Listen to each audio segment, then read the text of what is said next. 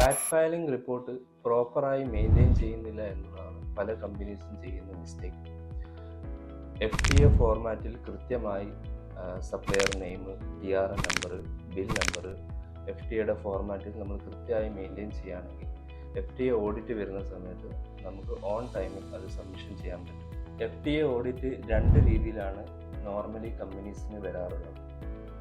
FTAയിൽ നിന്നും ഒരു മെയിൽ കമ്പനീസിന് പോവുകയും 2018 മുതൽ അല്ലെങ്കിൽ 2020 മുതലുള്ള VAT filing report mail through submission ചെയ്യാനാണ് ആവശ്യപ്പെടാറുള്ളത്.